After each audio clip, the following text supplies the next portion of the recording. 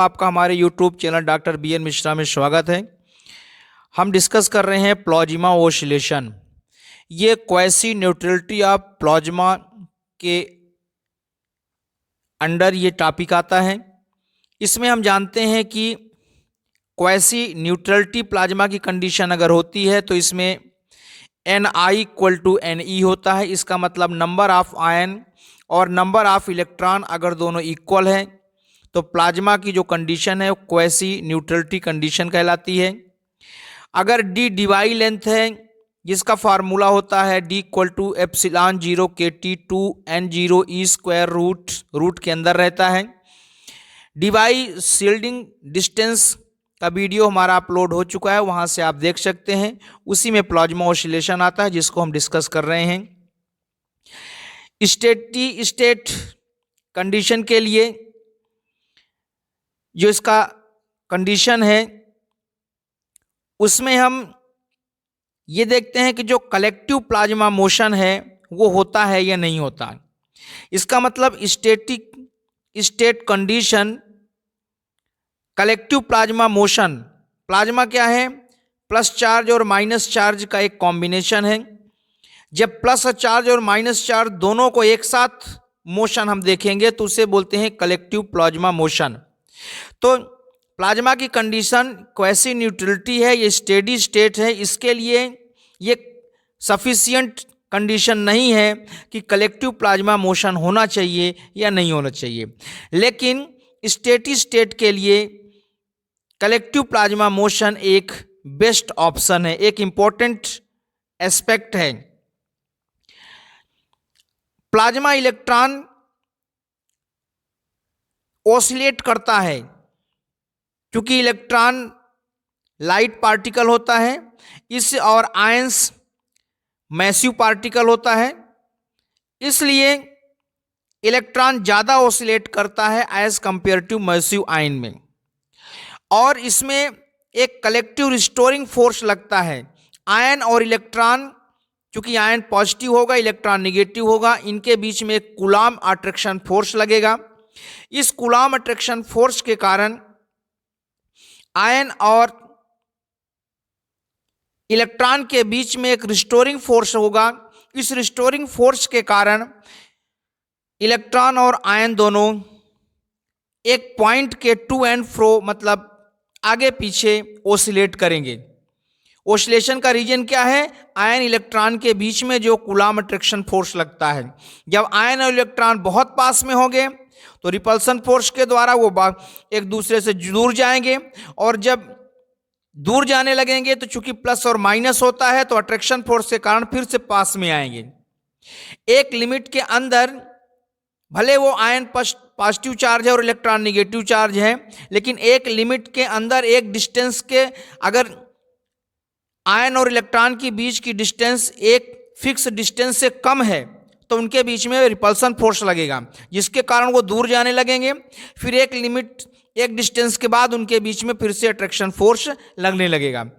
इसको हम डायग्राम के द्वारा इस तरह से दिखा सकते हैं। हम देखते हैं कि ये प्लस चार्ज होता है, प्लस चार्ज और माइनस चार्ज के बीच में थोड़ा सा डिस्टेंस होता है, डिस्प्लेस्ड हो जाते हैं, यहाँ से हम देख सकते हैं।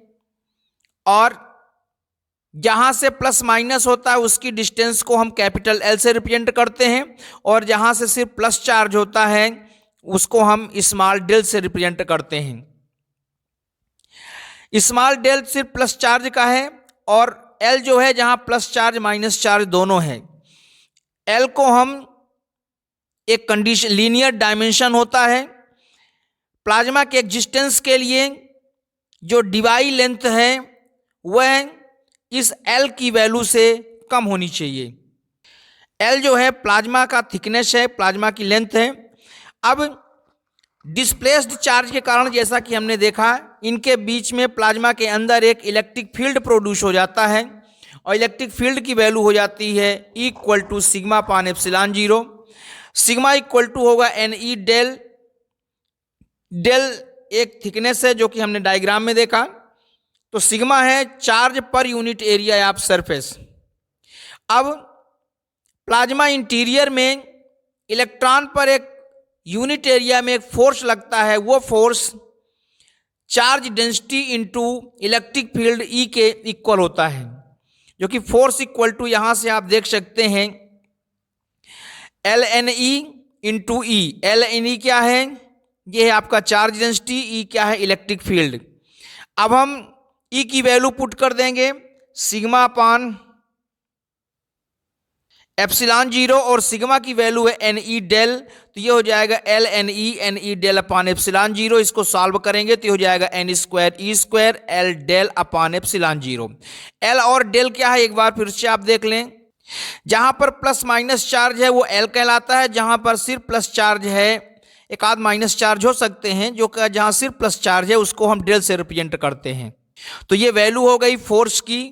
अब यदि इलेक्ट्रॉन के मास m है तो जो उसका मास यूनिट पर एरिया है उसमें हो जाएगा फोर्स के अकॉर्डिंग जो मास होगा यूनिट एरिया में वो हो जाएगा mnl।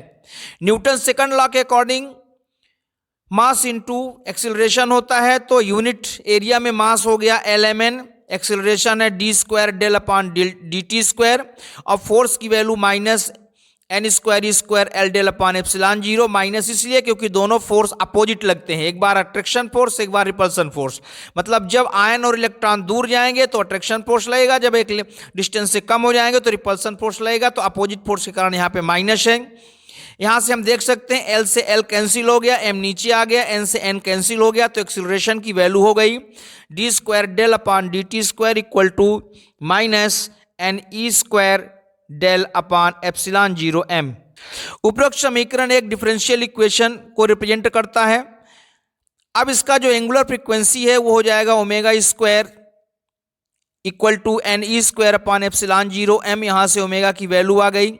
अगर प्लाज्मा फ्रीक्वेंसी वीपी है तो v p equal to omega upon 2 pi, omega की वैल्यू पुट कर दिया गया।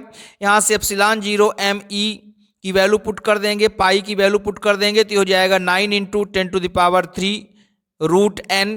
सी का मतलब होता है साइकिल पर सेकेंड, इसका मतलब प्लाज्मा फ्रीक्वेंसी का यूनिट है साइकिल पर सेकेंड।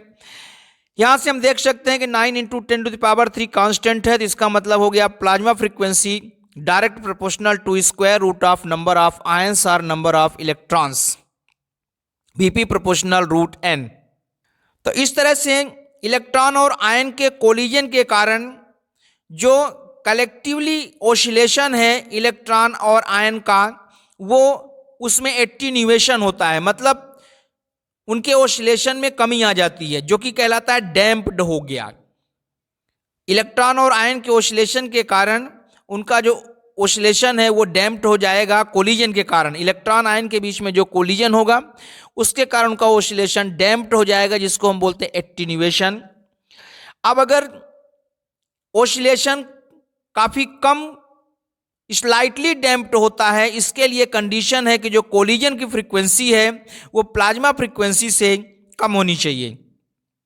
मतलब इलेक्ट्रॉन और आयन के बीच में जो कोलिजन होता है उस कोलिजन की फ्रीक्वेंसी और इलेक्ट्रॉन आयन का जो वाइब्रेशन होता है उस वाइब्रेशन की फ्रीक्वेंसी से अगर कम है तो एटीन्यूएशन कम होगा, ओसिलेशन का एटीन्यूएशन कम होगा, अदरवाइज एटीन्यूएशन हाई होगा। तो इस तरह से दोस्तों हमने डिस्कस किया प्लाज्मा ओसिलेशन। आप हमारे चैनल को सब्सक्राइब करें, लाइक करें, शेयर करें। कोई प्रॉब्लम हो तो कमेंट करें। हमारा एम है आपको एक नोट्स प्रोवाइड कराना, हम आपको नोट्स प्रोवाइड करा रहे हैं। आप हमारे चैनल के साथ कंटिन्यू ऑब्जर्व करते रहें। Thank you very much.